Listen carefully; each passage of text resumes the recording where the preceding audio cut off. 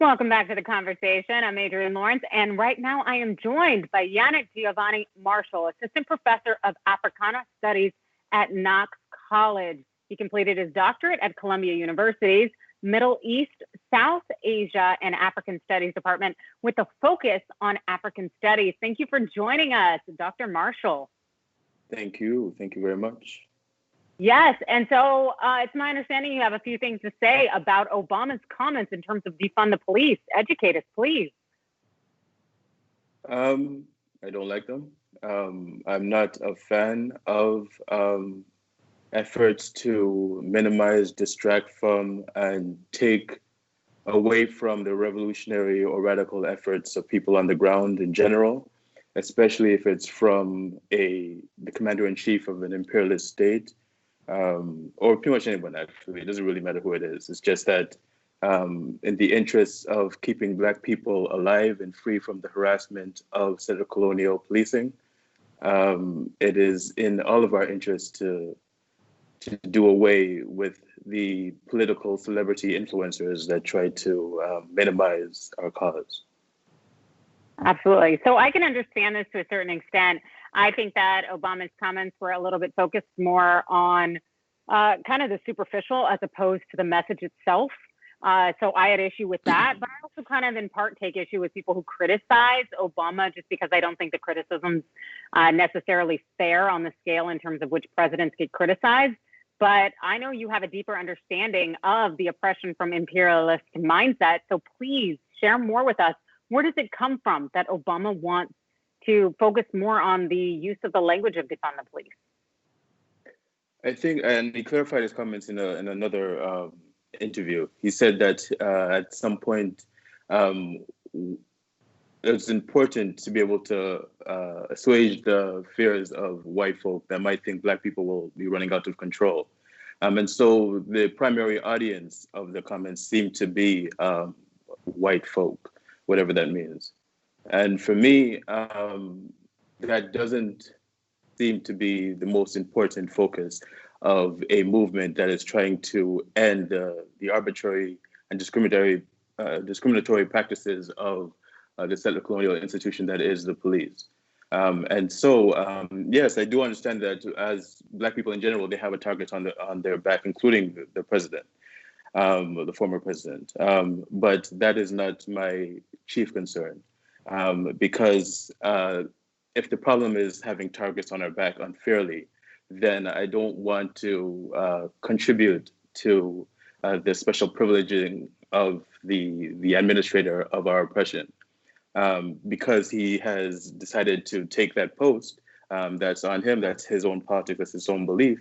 But I'm not going to contribute to the idea that he is the only one that deserves to be treated unfairly, especially if his work is the maintenance of our continued oppression.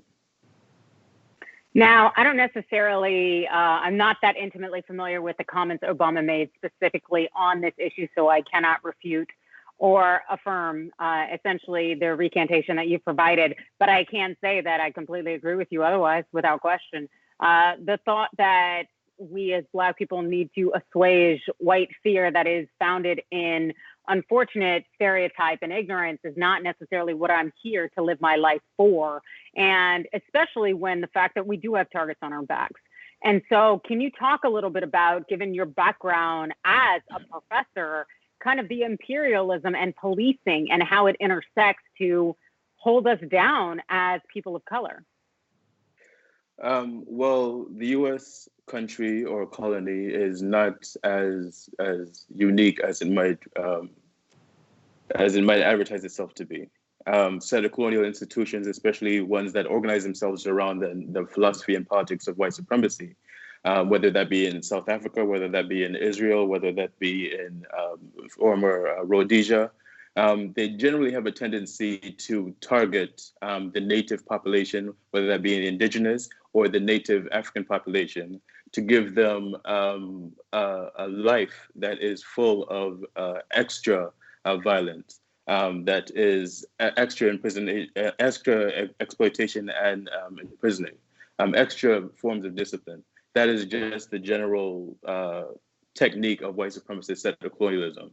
So even though America has found its way to normalize this condition of white supremacist settler colonialism and called itself a country, and so separate from a place like apartheid South Africa, you will, if you were to take a nuanced, sober, and objective view, see a number of similarities between, say, the redlining in Chicago and the reservation or Bantustan systems in South Africa, in the frequency of police shootings in Johannesburg, in apartheid South Africa, and what's happening in Detroit, what's happening in Wisconsin, elsewhere, and the vigilante, or basically the white militia force that is also in support of the police, whether that be the Proud Boys in America or the auxiliary forces in pretty much any white supremacist colony in the world, but especially in South Africa. So America seems to consider itself exceptional, but it's actually pretty much par for the course in terms of settler colonial white supremacy. Yeah, no, that sounds absolutely accurate. And it's interesting because the things you've just described really suggest that they're all playing by the same playbook, but they may be in a different time zone or hemisphere. Yet America has this ideology and continues to reinforce it, the thought that we are so exceptional and unique, when we just like to dumb it down and to have a certain subset of our demographic essentially operate under lies, which is unfortunate. And so in terms of your studies and your education, can you please share with us kind of what you think America needs to do to get right? Well, I am very pessimistic about the prospects of colonialism to kind of redeem itself into something that is equitable. I think that colonialism in general is a process of creating inequalities. So I don't know that America can right itself, because America in itself, the institution of America, is the dispossession of indigenous peoples. So it will be like asking what type of theft would be fair. I don't see, I think inside of it, it kind of presumes injustice in its definition. So the question is not so much about what kind of national forces can be marshaled in order to do something useful for people, but what other orders of human relations can exist beyond states, especially settler colonial states. What forms of being, what forms of imaginaries of the future can exist that do not depend on the original dispossession of indigenous and the exploitation of Black people. Once we start thinking of that as possible and natural, and the only future that is sustainable for a number of reasons, including the destruction of the climate, etc. Once we think of that, those new orders as possible, then I think we have a chance of doing something worthwhile. Other than that, trying to scrub the racism of a clanhood is not really going to free anybody. Well, and the thing is, I neither agree or disagree with you, because I agree with you in terms of being pessimistic, just for the virtue of the fact that we've essentially existed under these systems for hundreds of years. And this is just largely how it's worked, but it doesn't make it right, nor does it make it productive if we look for GDP and ways in which we can truly be a society that is functioning. But in terms of making it better, and specifically as it concerns policing, what do you think could be done? I love phrases like defund the police. I think the richer an abusive institution or abusive person becomes, the more opportunity that person or institution has to be able to continue their abuse, especially continue their abuse with impunity or unchecked. I love the idea of abolishing the police, to consider a world of free from punitive orders, and a world where the destruction of bodies, of time, of lives, both on the side of what is considered crime and the side of what's considered criminal, has an entirely different or revolutionary way of ordering itself. That would be useful as well.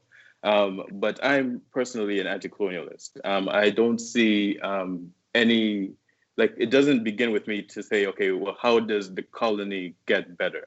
That's not something that makes sense to me, because it would be asking me, like, how can apartheid be reformed? For me, apartheid is the problem. There's no better apartheid. You can't make it better. You can't rinse it. You can't do anything about it. And so the apartheid, the imperialism, the colonialism that is the United States. I mean, I don't really believe that the United States is a country. I believe that countries are placed upon institutions, and these institutions themselves continuously create oppression. But these oppressions are normalized because we start calling them countries and start loving mountains and rivers and skies, when really what we're loving is the ability for the settler colonialists to continue oppression. That's a whole other story for another day. But basically, colonialism in itself does not have a function of redeeming itself. Or you would find in all of the colonies in the world, there was happy and wonderful natives smiling and laughing with their colonizers. That was never the case, not even rarely the case. That was never the case. And so I don't feel that there should be hope for it here. Oh my goodness. Well, wow. You hit a bunch of high notes. Thank you so much, Dr. Yannick Giovanni Marshall. Where can everyone find you on social media? Social media, I only have one thing on Twitter, and that's @FurtherBlack, and that's it. I'm starting the social media thing very slowly. All right, then. That's plenty fine, because it sounds like you're doing a lot more in different areas, and we appreciate it. Thank you so much for joining us. Thank you. Thank you so much. Thanks for watching The Young Turks. Really appreciate it. Another way to show support is through YouTube memberships. You'll get to interact with us more. There's live chat emojis, badges. You've got emojis of me, Anna, John, JR. So those are super fun. But you also get playback of our exclusive member-only shows and specials right after they air. So all of that, all you gotta do is click that join button right underneath the video. Thank you.